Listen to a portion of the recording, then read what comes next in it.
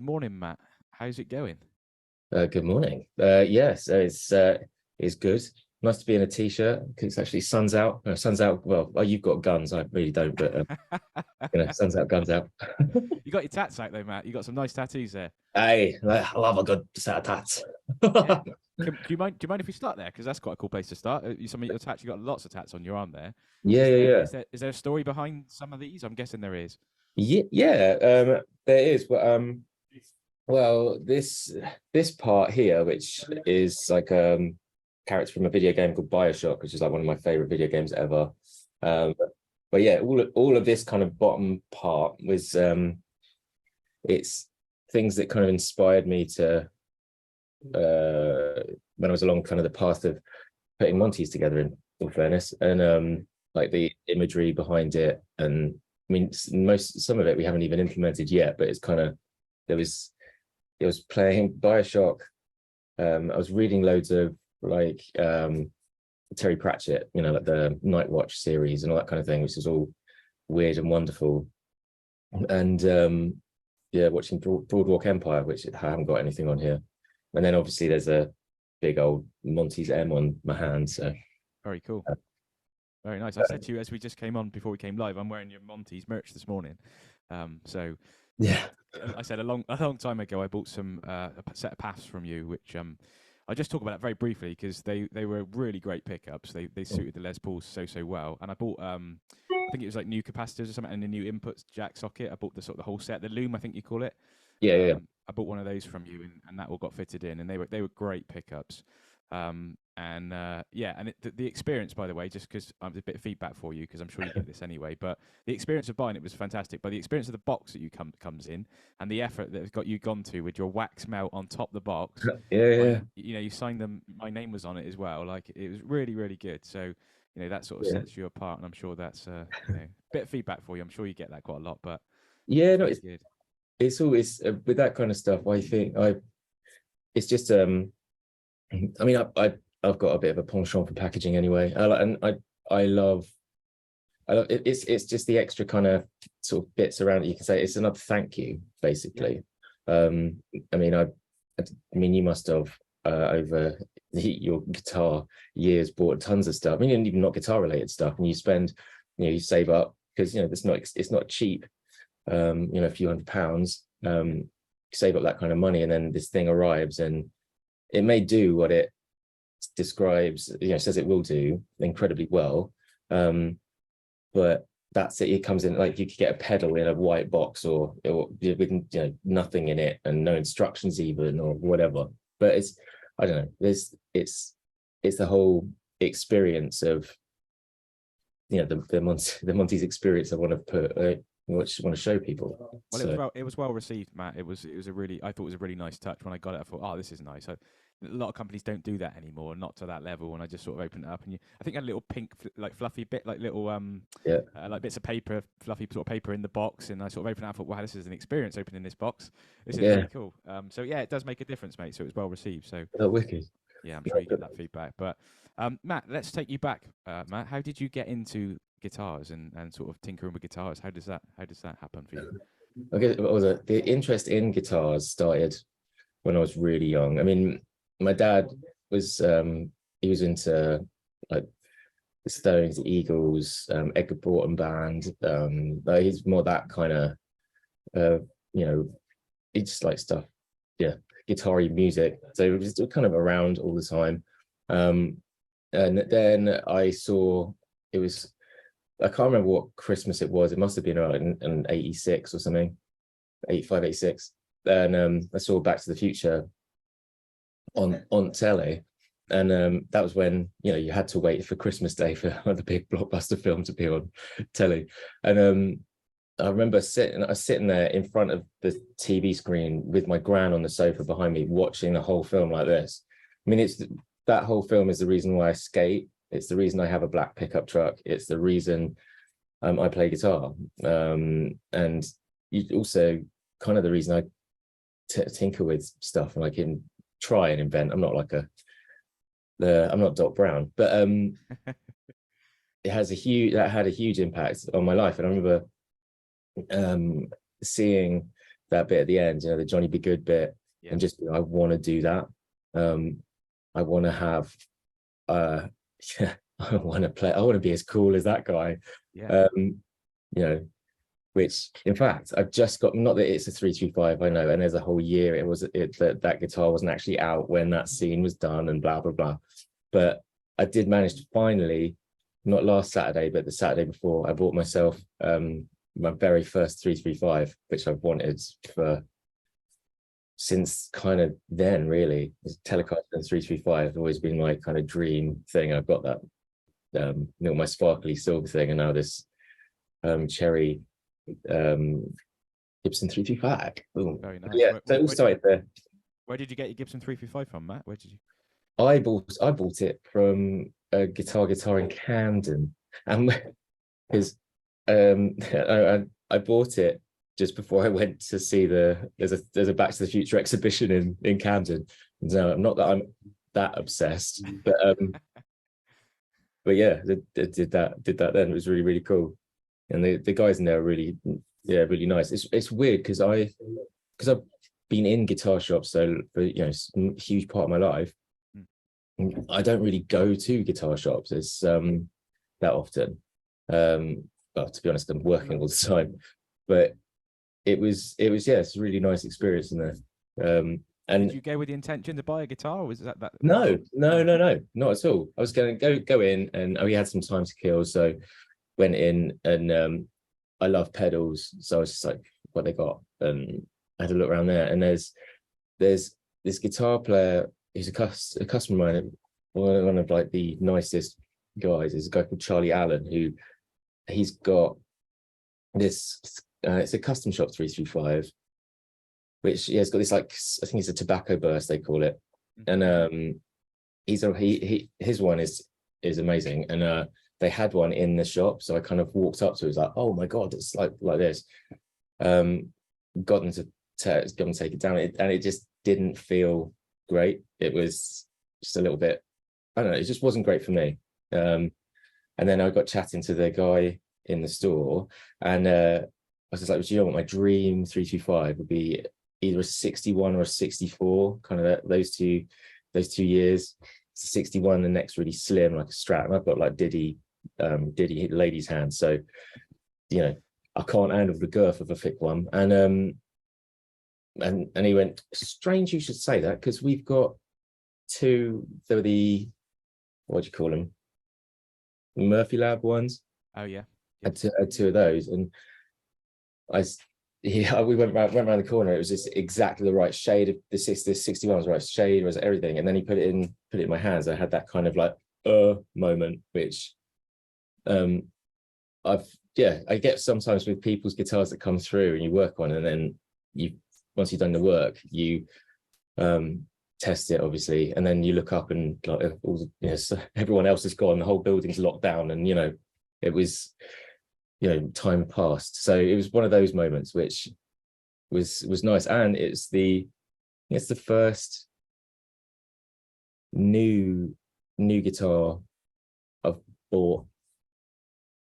actually bought for myself for Lord knows how long, ever. I think most of them I've made, but obviously like a 335 or Gibson style stuff, the set necks a different kettle of fish. It's a little bit more tricky to make one of them. That's very cool. Matt, I got loads of questions I want to ask you, but I'm going to start with this one, which is, do you feel, how do you make a good guitar, Matt? Like, take us through, like, with the pickup. Is the pickups a huge part of it, or like, how do you make a good guitar? Because I know that you make some at Monty's. You sort of get the bodies and the necks, and obviously put your pickups and things in it. Yeah. Like you've just bought that obviously 335 because that's a guitar you really wanted. But does it need to be like that sort of that high end sort of maybe £3,000-4,000 guitar, or does it? Like, no. Interested to know how you think you make a sort of a good guitar, where that comes from. Is it the wood or combination? It's a combination of it's that old thing that everything does make a difference. But the main thing is you want to allow the string to vibrate as it should, so everything can ring and is ring out true. Okay. And it's not being sort of stops. You stopped doing that by, you know, the guitar being out of balance or whatever. So you need, I'd say, as long as you've got a good neck and a good body and all the hardware's okay and everything's sort of resonating together. This is the tricky bit. You'll get, because you never know when you're putting a guitar together, you never know 100% what it's going to sound like. Really, you can like shoot for something, and you'll be constantly tweaking, because, you know, the word, even if you get a blank of wood from two blanks of wood from one tree, even if they're cut next to each other, they're going to be slightly different. Yes. So it's it doesn't matter how expensive it is necessarily. Okay. I've got, well, say we've got like demo guitars here, some of which we've made ourselves, some of which we've constructed out of bits from, you know, various people, some of which are like, you know, Squires and all kinds of stuff. And you get good, bad and ugly on all. Well, I mean, obviously all of our stuff sounds amazing, but you get, with the guitars themselves, you don't know 100% if it's going to be an absolute banger straight out of the box, or if you're going to then need to like tweak it and stuff. So the key, sorry, I keep over explaining. Key thing is to just make sure it's put together and set up well. Yes. And then you'll give 99% of guitars, you can get them to sound great. Okay, that's a really good explanation. I mean, can you make any guitar sound good? So, or is it, you know, some of them you think, no, that's not savable. It's like, what can you say? Yeah. But then there's the old thing of like, what's good. I mean, you could make a guitar, say a guitar that's not very resonant, for example, or really dead sounding.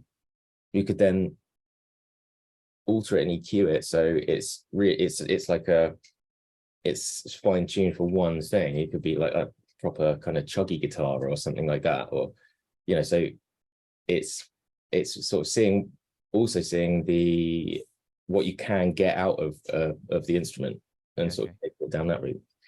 That's cool. Yeah, do you have a preference yourself in terms of like wood choices and neck choices and pickups? What is there like a preference that you would go to?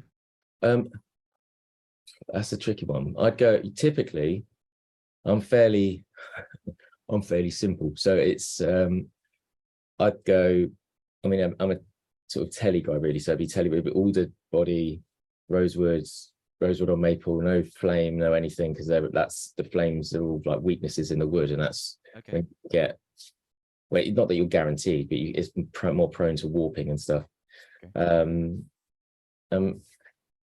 Pickup wise, if I was doing like an originals thing, I've always gone really low output neck and bonkersly fat bridge, just so you can, because lots of the stuff I was doing was very heavy, had heavy elements, and then but you also needed all the twinkly nice stuff. But then for sort of, when I got into doing like covers and sort of trying to play outside of that, because I was, for the longest time, my playing was all just for original stuff. I didn't really look outside or practice any other licks or anything. Yeah. Then I got more into backing the bridge off a little bit. I still tend to go for an underwound, underpowered neck pickup. Just sonically, I prefer that. But learning how to get all the chime, use the chime and top end response you can get from a lower power bridge pickup is a wonderful thing. Yeah, so your choice guitar would be, if you had to have one guitar, it'd be a Telecaster with outer body. Yeah, telly older body, 5-way loom, because then you can get more sounds is better. Yeah. So Matt, like, take us back as well. Like, how did Monty start? I know we sort of spoke about the tattoo. Oh yeah. It came from sort of BioShock. It came from that sort of reminds you of that sort of thing. How it started and things. How did Monty start, and how long has it been going? Monty's, it started it's had two kind of phases really. So it started back in 2000. I thought it was 2005. I was actually talking to my sister about this, and it started really in about 2003. But it was Monty's guitar repairs, and that's when I kind of started branching out on my own and doing sort of side hustle stuff, and trying to build that up, and that went really well. I mean, guitar sort of repairers are like hairdressers, so you find one you like and then you kind of stick with them. And I was lucky enough that a lot of people stuck with me, so that was really, really cool. And then when my son was born in 2010,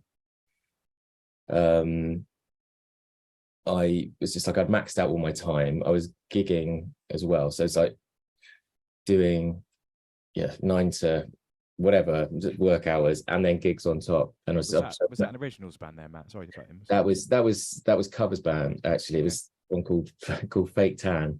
It was wear fake tan or not? Did we ever do that? No, we didn't. But it was all you had to wear white and like with silver. It was white, silver, like I had light up shoes and makeup and wow. Like it was really cool. We did loads of cool stuff.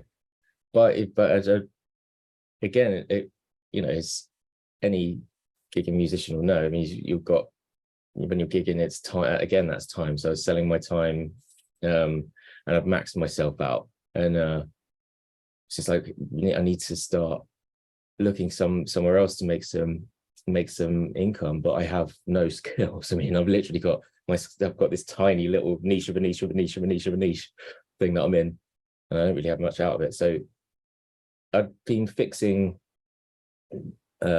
pickups and bits and bobs for ages, and I was just, well, let's try and do this. It's a product, and yeah. So 2010 started working on trying to figure out all the pickup stuff. I mean, I had stat books and stat. In fact, you can see these books here. Yep, that's all full of all of the stats of like good, bad, ugly. Not only pickups, but guitars and just what's like little things that are in them. So I had not all of those, but I had most of those already, and it was just locked myself away in a really cold garage with a winder that I'd built myself, and it didn't know how to wind, didn't know how to do anything, and it was just get my eye in and ear in. Yeah, but yeah, it was fun, and then that's gone from there. So it's 2010, and Jesus, what is it, 2023 now? Because you've moved, haven't you, recently? You're now sort of, is it right, you're in Cheltenham? Yeah. Which is better for me because I live in Bristol, so someday I'm going to make a journey up to you. So yeah, man, you come on over. But where were you before? Were you in London or? Yeah, we were London, West London, Acton. I was born in Kingston, so not too far out, and then basically just sort of lived around there most of my life. And yeah, I mean, there's so many like studios, but there was the Guitar Institute was there, so there's like this big collection of musicians and things around that area. But yeah, it was good fun, but it needed to get out, for the business is growing. We needed bigger premises, and in London that was gonna cost a fortune. Imagine, yeah. So yeah, out on Cheltenham bound. It's nice. I can actually see countryside from here. Nice. Do you live in Cheltenham now then, Matt? Or have you? Yeah. The whole family, whole kit and caboodle. Nice.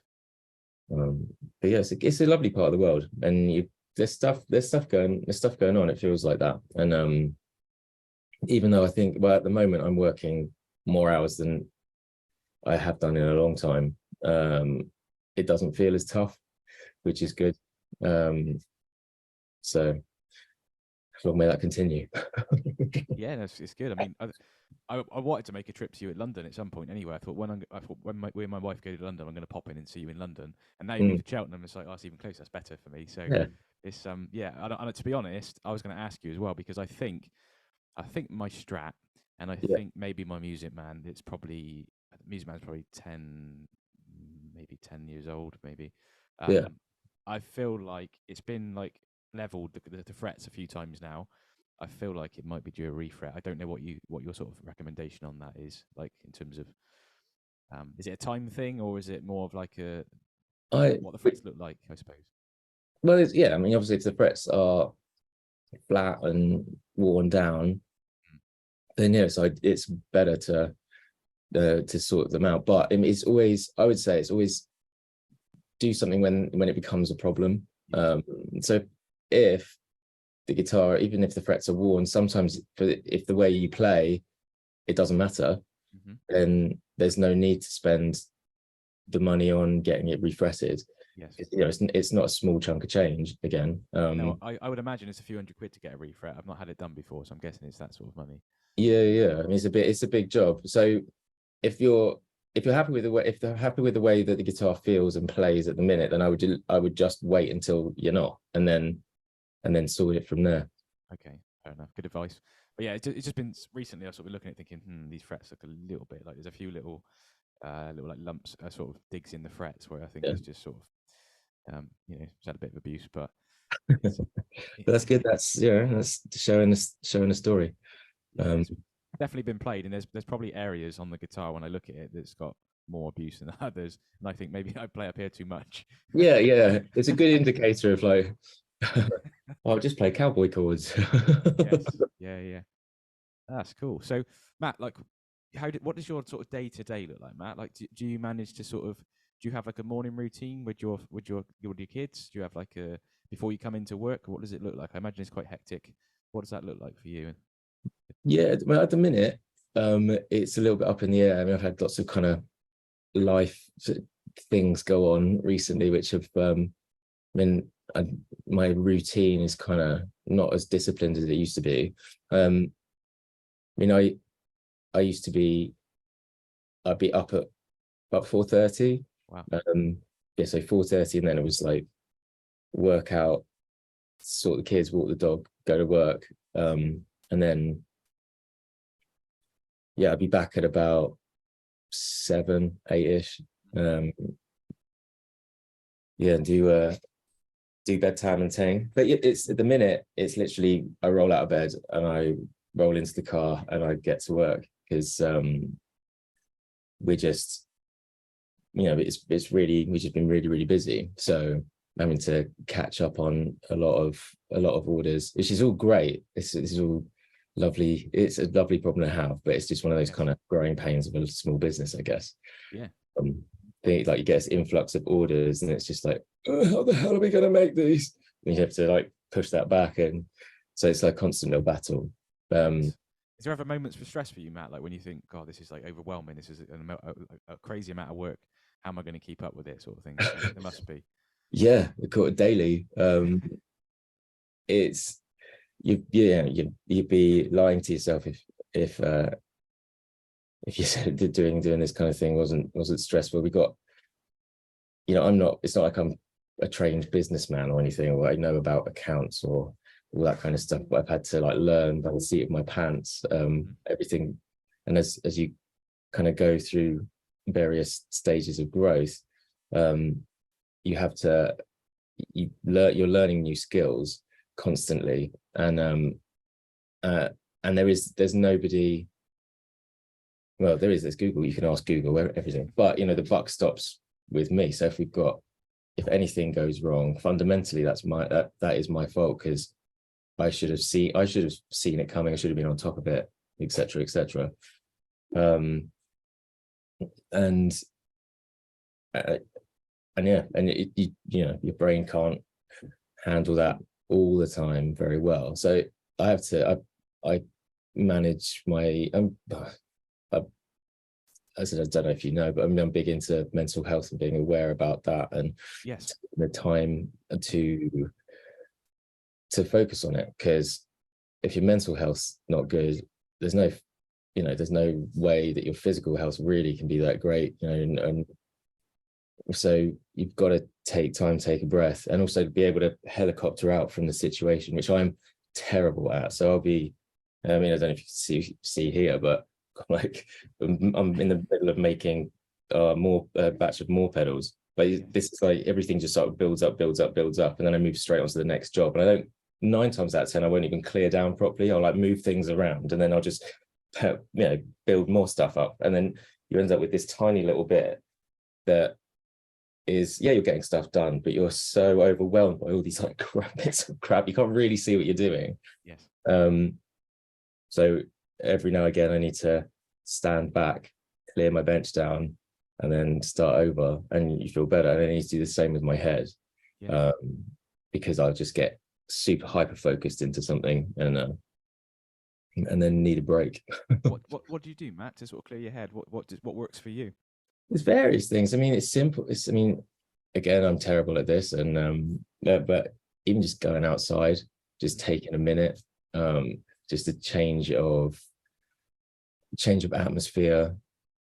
Sometimes it could be, I'll pick up a guitar and play, because weirdly, because I work with guitars all the time. I've got, God, how many here? I can see like about 23, like right in front of me. Yeah. And I haven't really played guitar, sat down and played it, apart from de-stressing for a while. But so yeah, just changing just getting out of the situation you're in. And also I talk to people a lot, and I'm very open about, if I'm feeling wonky or whatever, I'm just like, I'll go up to George, who's the manager here and keeps us all on the straight and narrow. And I mean, if it wasn't for him or the rest of the team, to be honest, I would be we wouldn't be half as organized as we are. But just open a conversation, just talk, because it's when I find, when my brain starts going a little bit, if I'm a bit overwhelmed, I'll shut. My natural thing is to shut down, as most people do.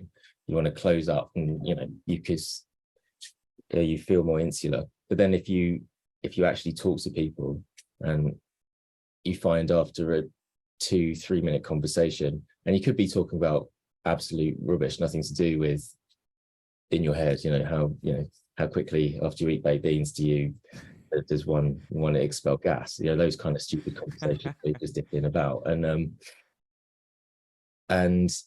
you feel better. I know people who work in studios a lot. I mean, you must get that kind of thing where you're just like on your own in your own headspace, and it's just, you just need to get out and expand. I was going to say the same as you, like just going out, and I'll go for a walk is what I do. I'll make sure I get a walk every day, and because just going out, and especially at the moment when the sun's coming out, like you said earlier, it's just nice to get out, get some fresh air, get out of this space, and just clear your mind for a little bit. And you always come back feeling better. When we come back, put the kettle on, have a coffee, then come back in and start again. Yeah, man. But I noticed, if you're happy to talk about it, and it's recently, you put a post up a little while back, because I think you got diagnosed with something, didn't you, to do with that, isn't it? I think you. Yeah. Was that?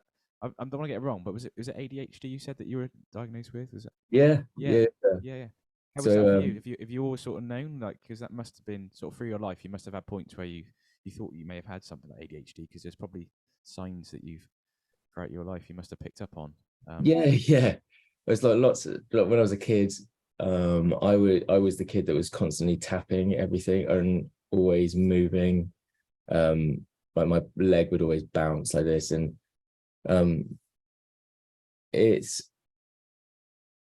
just when I started looking into it, when we moved to Cheltenham, I met somebody who was diagnosed with it, and they were just talking about it, and I was like, shit, I do that, and, oh my god, I'm like that.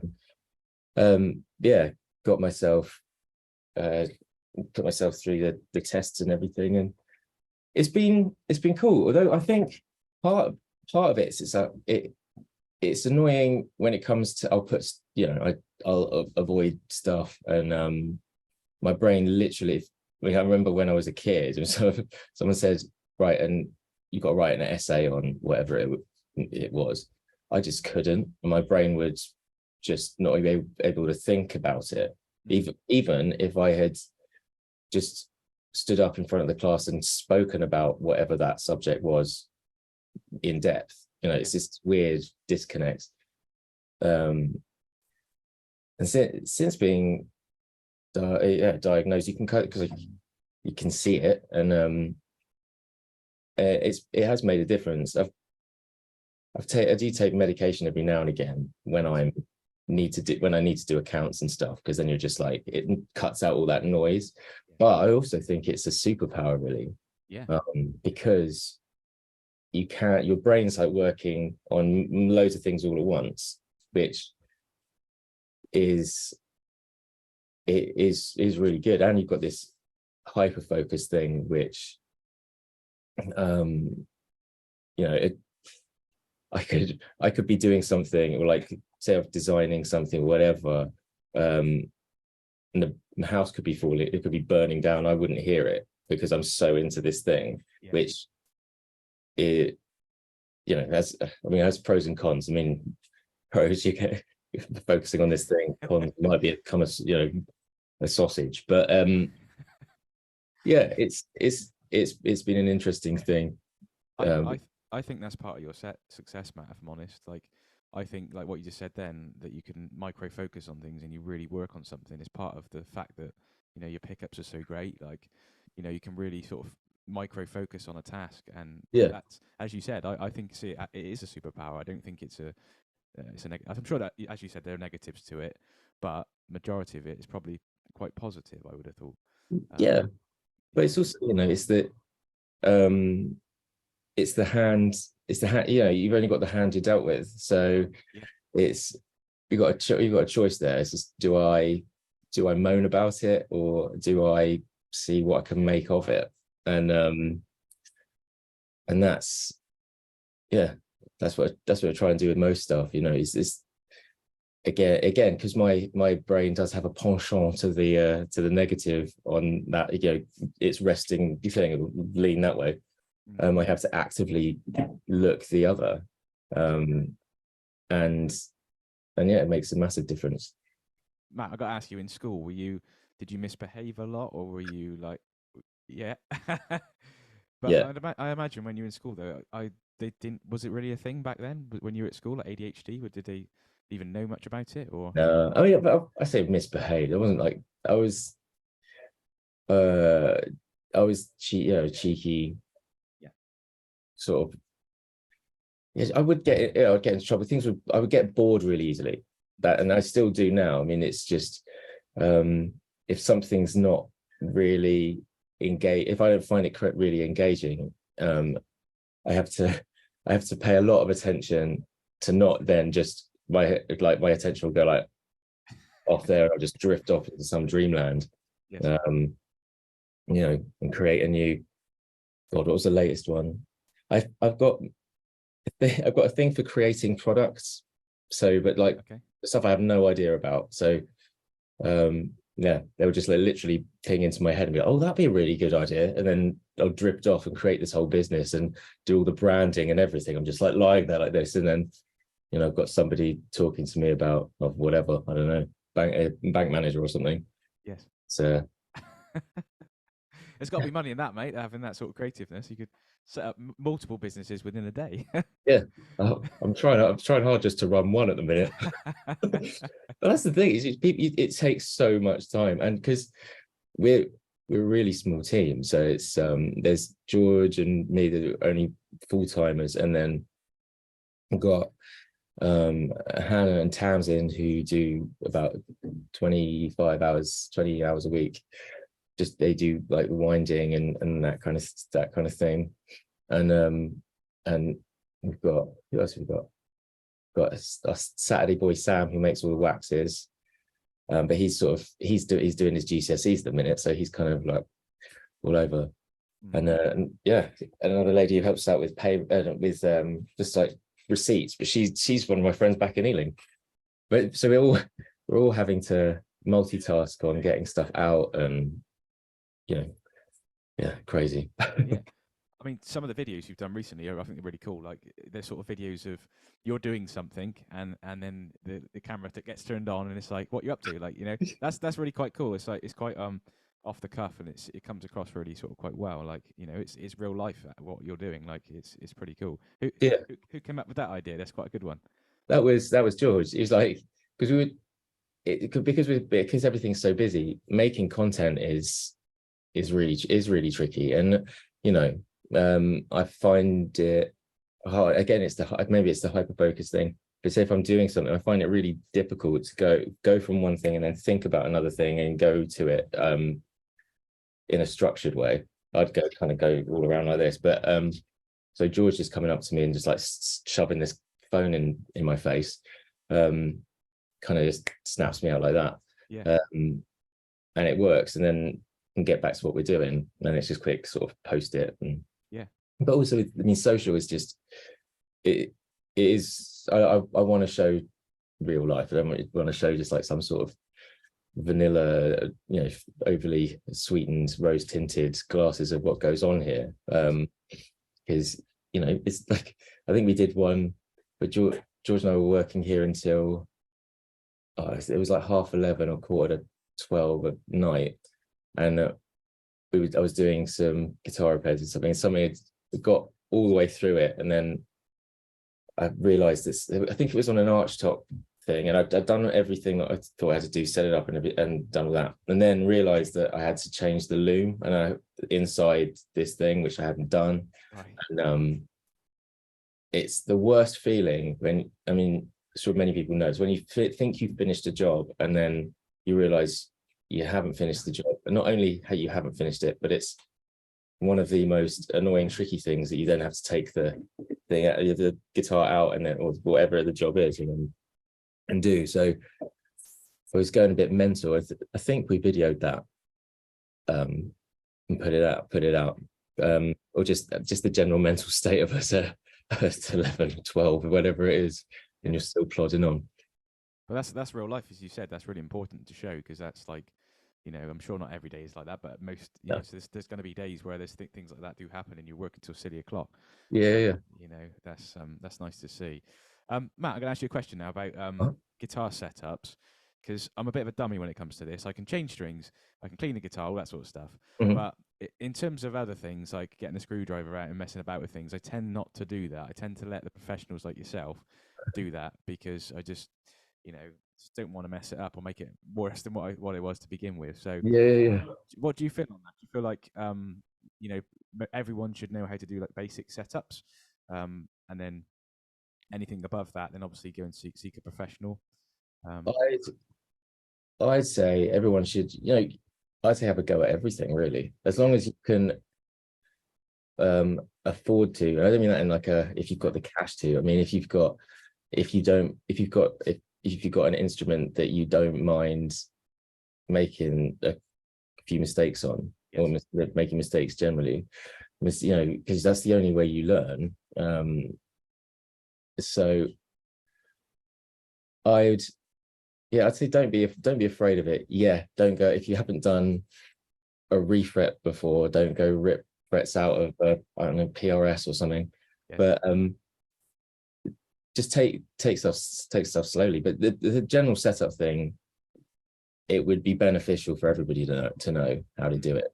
Yeah. Because keeping guitar set up properly, that's the biggest sort of bang for buck. That's the biggest tonal improvement you can do. Because, as I said earlier, I mean, if the strings aren't allowed to vibrate as they should do, yes, you're going to be, the guitar's not going to be performing as it should. Yeah. Which then in turn will, you know, you'll be getting weird, potentially overtones, dulling of the note, sitaring, buzzes, all that kind of stuff, which you'll want to sort of chase your tail around, you know, trying to find. So, but then if you follow a simple process, which the standard setup is this, you do the same thing every time. Follow that, and then you can eliminate all of that kind of stuff and just get on with playing, which, to be fair, is what it's all about, really. Yeah. So you recommend do it, but don't do it like a day before a gig. Like, don't start tinkering with it the day before the gig, like taking bits off. Yeah. I'd say don't change anything the day before a gig, going into the studio or anything. When you go into a place where you're going to need the guitar as a tool, and when you're going somewhere and you need to know that your tool is gonna do exactly what you want it to, and you'll be comfortable with it. That's the main thing. If you're like second guessing or hit all of a sudden, say you put new pickups in and you then go into a studio and you haven't really lived with them for a bit, you'll be like that's when your brain will be like picking bits out and be like, oh no, this isn't right, this is it. You want to go in and be as comfortable and relaxed as possible when you're doing that kind of stuff. So never change anything before. Okay. It makes sense. I mean, I've had students come to me and I said I don't set up guitars, but they come to me and said, oh Rich, I just cut through all my strings because I wanted to change the strings. I was like, okay. And it's like, I got a whammy bar and the bar's just gone all the way back like that, and it's just dropped back, and then they try and put the strings on, and then obviously the bridge is moved. Because when my music man's got a whammy bar, and you can tell me if I'm doing this the wrong way, but I tend to like deck the bar down, and then I stuff like a cloth underneath it, under the back, and then it allows me to take the strings off, give it a good clean in that, all of them. And then obviously put the strings back on, and then I'll let the bar back off. It's normally sort of, so far, touch wood, it hasn't moved. The bar sort of stays where it is. Is that how you would approach it or not? That's one way. It's so you say you push it down, then you put stuff. I push the bar down, and then I sort of wedge sort of like a sort of dust cloth folded in half, like underneath the back of the bridge. Back, and then I'll let the bar off, and it sort of, I don't know, it seems to work. That seems to affect it, but that's a really good way. There was I can't remember what company it was, but they used to do a wedge that basically did the same thing. Okay. Which would do it. But yeah, that's the safest way. You've got to watch sometimes with doing things like that is watch denting the top.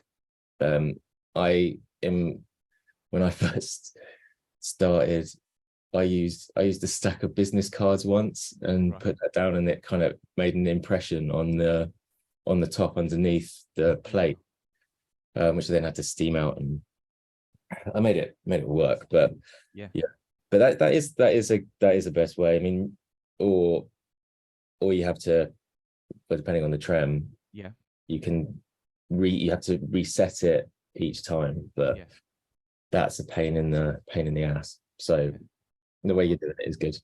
Cool. Okay, I'll carry on with that method. Matt, I can ask you another question. Disasters on setups and stuff. Have you had any sort of, maybe you did initially, like early on when you started out, when you're tinkering with things, as you were saying, or like customers have come to you with like, I've done this and can you sort this out? What's the biggest disaster you can remember? Has there been any? I'm sure there has. Well, what did I do? I've had many clangers, and not all of them when I started. The biggest, well, I routed a hole for a pickup in the wrong place once in this $8,000 Gibson, which that was a character builder. So I can't remember the model. It's this big like arch top looking thing, but didn't have F holes, but no, it's like an acoustic jazz boxy thing, and the guy wanted to put some pickups in it, and I'd done that before. It was fine. Measured it all out, made the route templates, did all that, did the neck one, that was fine, did the bridge one, came out fine, and then put the bridge back on and started to string it up, and I was like, there's something weird about this, and the intonation points were where they should be, and so that's when the penny drops, and I was just like, I marked out where the route template should go, but then instead of putting it where it should go, I put it on the line behind it, and I was very nearly sick then. I can imagine. But as with everything, I mean, I phoned the guy up, and he was annoyed, but incredibly understanding. No, beforehand, before I phoned him up, I was like, I tried to pick some scenarios to give him. It's like, right, I'll buy it off you, I'll find you a new one, or I can fix it. And we'll have to, because it was natural as well, so it's not like I could make it invisible. No. So I can fix it, and get it resprayed, whatever color you want, this, that, and the other. Yeah, just have a think. What option did he go for? Yeah, well, he went. He just went, well, look, I'm just, I'm not of sound mind right now, so I'm gonna go and have a think, and then I'll give you a shout back. So I was like, okay, fair enough. And then I wasn't there, but a couple of days later, he came bouncing in with the description that one of the other repair guys was there, and he was just like, I've always wanted a black version. So can you do a black version with like a pinstripe down the neck and all this kind of stuff? Okay. And it's like, yeah, that we can do. And I managed to fill it, match the wood, match the grain. Even you can't even see, there's no, quite often when you sort of replace a piece of wood, there'll be sort of sinkage around the outside where the glue is and stuff, but there's none of that. It came out brilliant.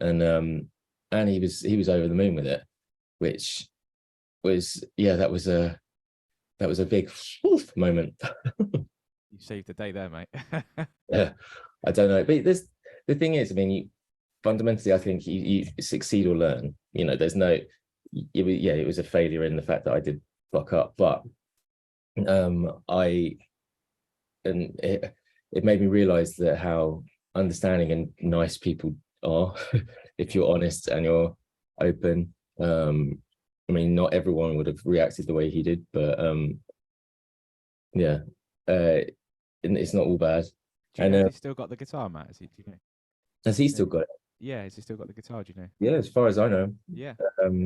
It was killer. It kind of looked like a 175 with a sort of a rounded thing at the bottom. I can't remember the name of the model number, but it was kind of sounded amazing. It had was it like a Dynasonic in the bridge and a staple in the neck. Yeah, it's killer. Fantastic. Well, Matt, I'm going to open out to some questions just in case anyone has any questions, because I get deep into these conversations and I forget to ask if people have questions. But if not, I said I will round up and let you go, because I'm sure you've got a very busy day. Oh, yeah. Check. If anyone's got any questions, do fire them away. Okay. So Ash Tucker's not a question. He just said Matt's path pickups ended years of searching for my perfect Les Paul tone. Big telly sound and minimal mud. Please do pass this on. So there you go. I passed it on. Well, thank you. Thank you very much. So if anyone has any questions for Matt, do feel free to fire them away. Awesome. Yeah. Matt, what's the plan for the future? What's the plan for Monty's in the future? Do you feel? Is there any Monty's in the future? Yeah. Have you got plans for the future? What you're going to do?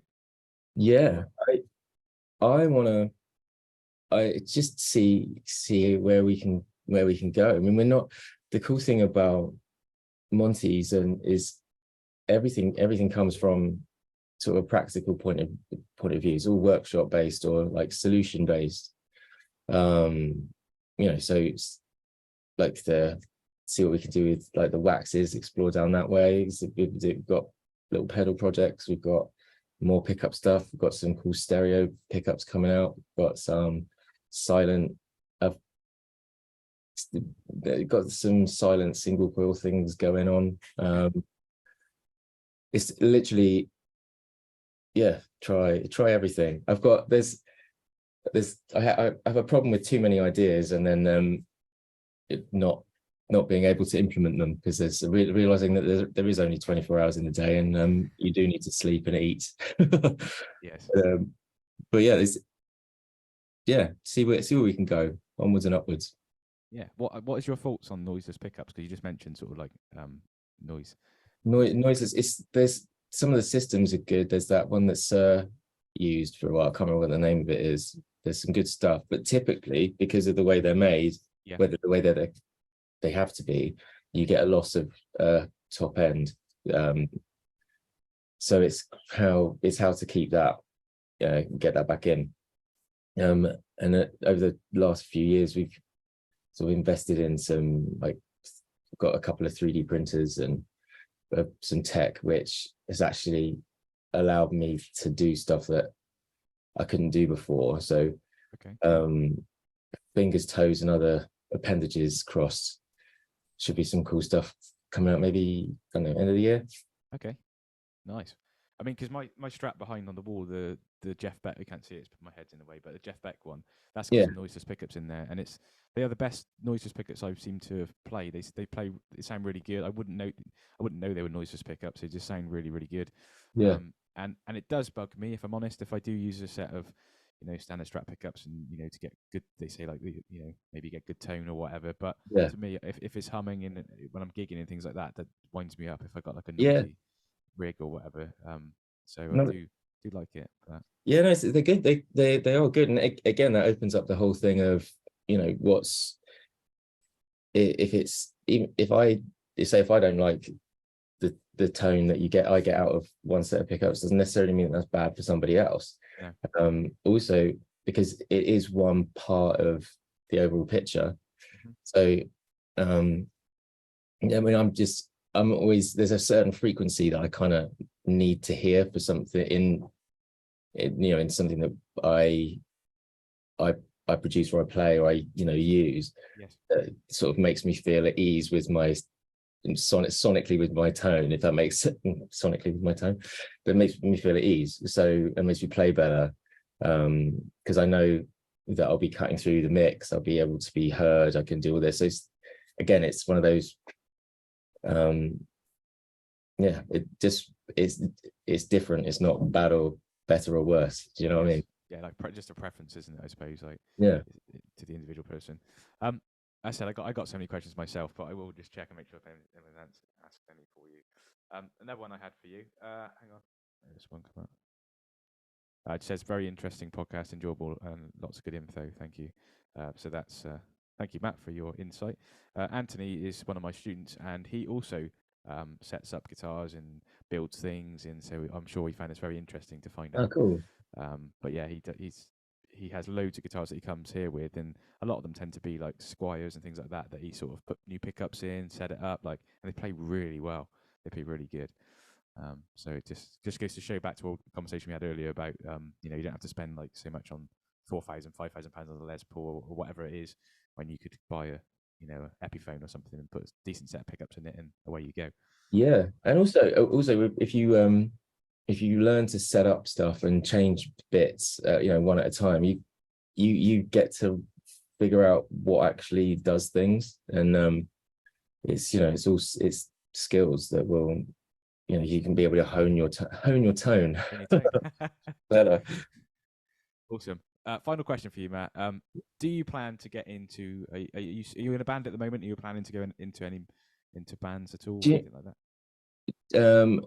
I mean, long story short, I've kind of got back into like writing and doing bits and bobs, just for not got any grand plans of playing Madison Square Gardens or anything, but just for my own enjoyment. But yeah, I've been doing some like kind of messing around with electronic stuff, sort of some chill step stuff, and atmospheric kind of Trent Reznor or type things, and the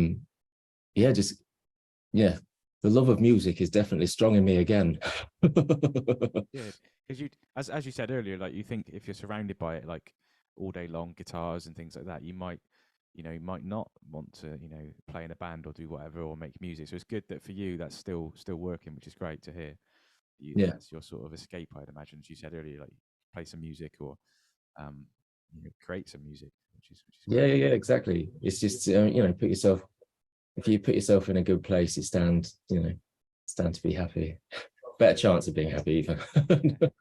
Oh, Matt, so thank you very much. I said it's been a pleasure, mate, talking with you this morning. I could go on chatting to you all day, but I know you probably got like those 23 guitars that are behind the camera, I suspect, to on today's task.